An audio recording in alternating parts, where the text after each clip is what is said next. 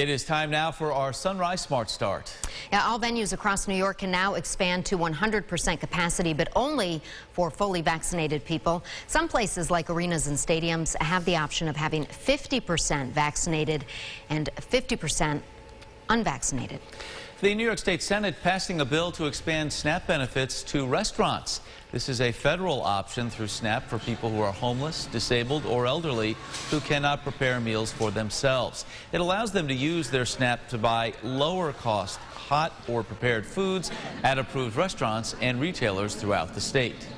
Happening today as we head into the Memorial Day weekend, a special blood drive to honor 3 soldiers is being held at the Marketplace Mall. Erica Cost joining us live from there to talk about the significance of this event. Good morning, Erica. Good morning, Leah. Well, those 3 soldiers, Christian Akog, Daniel Pryl, and Stephen Skoda, lost their lives in a tragic helicopter crash back in January. This happened in Mendon, and this blood drive is a way to honor their memory and contribute to a huge need of blood in the community. The drive will take place from 12 p.m. today to 6 p.m. and 10 a.m. to 3 p.m. tomorrow at the Marketplace Mall, where the Dick's entrance is. Organizer Allison Parker says many people are getting busier lately as they return to a pre-pandemic routine. As a result, there is a noticeable decline in blood donations. And on top of that, she says summer months are challenging for getting blood. She and other organizers hope this 3-day weekend opens up more time for those who want to help with the need and remember these local servicemen. A single car accident victim could use up to 100 pints of blood in the one day that their incident takes place. So something like that, where you just don't know who's going to need blood and when it could happen to someone you know. Now, if you want to sign up for an appointment, you can head over to redcrossblood.org. In Henrietta, Erica Cost, News 8. All right, hopefully a big turnout this weekend. Erica, thank you. The Red Cross says it's hoping to collect 85 total units of blood in those 2 days. Let's head down to Washington now at this hour. Senate Republicans coming back with a counteroffer to the president's infrastructure plan. Their $928 billion offer includes funding for roads, bridges, and broadband, but is far less than the $1.7 trillion the White House is asking for. Washington correspondent Kelly Meyer reporting the president is continuing his push to Congress to get on board with his plan.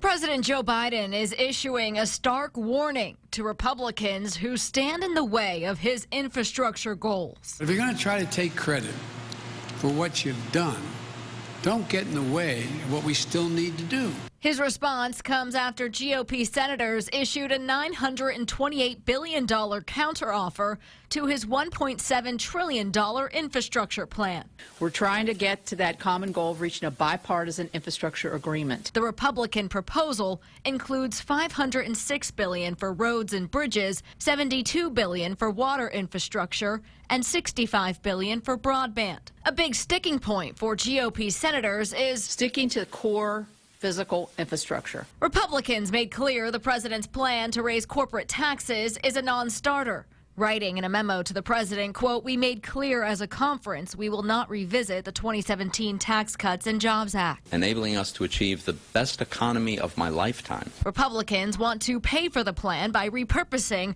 unused COVID-19 relief dollars. The White House doesn't feel there is any money left to spend. So we do believe that this money is available. If they've got a different theory, they need to show us the numbers. All right, focusing on the weather, we're talking about cold, wind, rain. James, where's the good news here? Yeah. Do you think we're going to see any families out on the playground? Maybe hardcore kids that just say, you know what, Mom and Dad? Maybe. I got to get to the playground. I've had enough of you, Mom and Dad. Right. I need to get out. Jackets, umbrellas, that's what we'll have if your kids are that determined to get out there. They are bold. Look at the chance for rain. 3 digits. You don't see that too often. 100% as we get into the afternoon and evening. But the rain does taper off overnight.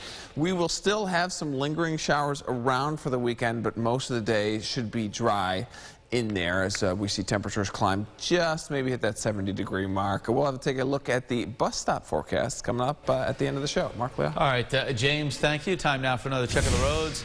Kind of a quiet commute on this Friday. Lots of folks, I think, not heading off to work.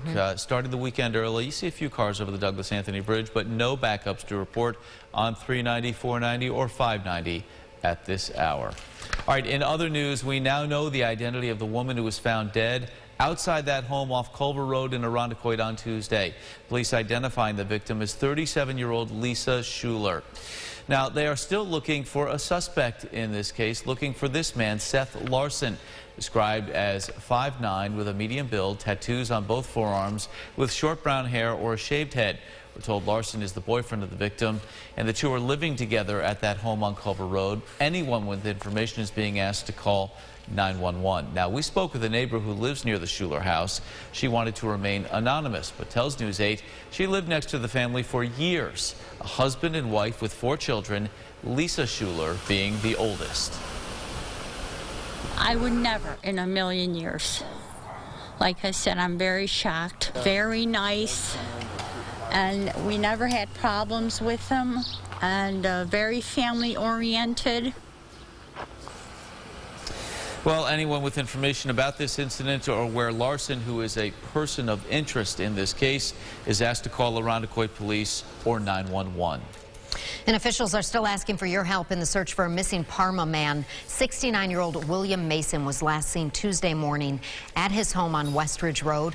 Officials have been searching his property, crews using drones and even horses to try to find the 69-year-old. They tell us Mason is in pretty good health, but he does walk with a limp. He left his car and phone at home. His family believes the circumstances involving his disappearance are unusual. All right, how about this one? The U.S. Geological Survey has confirmed a reported earthquake in Livingston County. A magnitude 2.4 earthquake centered in South Livingston County occurred Thursday night. We're hearing several reports of people who felt that shake. It happened around 8:40 p.m. The Livingston County Sheriff Thomas Doherty tweeting about the earthquake just before 9:30, saying his office received multiple calls from concerned residents. In our Family First segment this morning, Memorial Day marking the unofficial start to summer, and that means many of you will be near the water. Unfortunately, there are risks involved. Just this week, we learned an 18-year-old drowned in a creek in Scottsville. Experts say people can drown in just inches of water, and despite what many think, it's often fast and silent. Dr. Elizabeth Murray says the most important advice, make sure somebody is watching the swim area at all times. It's really easy to kind of think, oh, everybody's around the pool and watching, but in fact, nobody is watching. I hear that so often from families in the emergency department after a tragedy has happened. On television shows, you see a lot of thrashing and you hear a lot of noise, but in reality, drowning is a silent phenomenon. So always have an adult whose job it is to watch that pool. Dr. Murray says make sure younger swimmers have a proper flotation device and an adult in the water with them. Other safety precautions, empty those inflatable and plastic pools after every use. Remove steps from above ground pools and drain water off the top of pool covers, because that can be dangerous as well. All right, time now for a check of the GRE Morning Business Report. Amazon rolling out the red carpet for its latest deal. The world's largest e-commerce company buying MGM Studios for more than $8 billion. Amazon will acquire the library of more than 4,000 movies, including the Bond franchise and Rocky as well. It comes as competition is ramping up among streaming platforms. All right, speaking of Amazon, Jeff Bezos' last day as CEO of the company will be July 5th. The billionaire revealing this during a call with shareholders. It was announced earlier this year that Bezos will hand the reins over to Andy Jassy, who runs Amazon's web services. July 5th holding some sentimental value to the company, which was incorporated on that date back in 1994. Bezos will become Amazon's executive chairman. New single-family home sales dropped last month as more Americans are on the hunt for newly built digs. April home sales were down about 6% from March, but compared to last April, new home sales are up by nearly 50%. With more Americans continuing to work and attend school from home, construction crews cannot keep up with the demand for more spacious homes. All right, the demand for some sun this holiday weekend, not on this Friday, James. It'll get satisfied on Monday. We'll have to wait until then. But otherwise, umbrella-worthy day today at the bus stop. The kids definitely going to want a rain jacket. Good news is we should dry out by tomorrow afternoon. All right. Thanks for watching News 8 at Sunrise. Our next update coming up in about 30 minutes. CBS This Morning is up next. Be safe and have a great day. Follow News 8 wherever you are on RochesterFirst.com, Facebook, Twitter, and on our app for news and weather.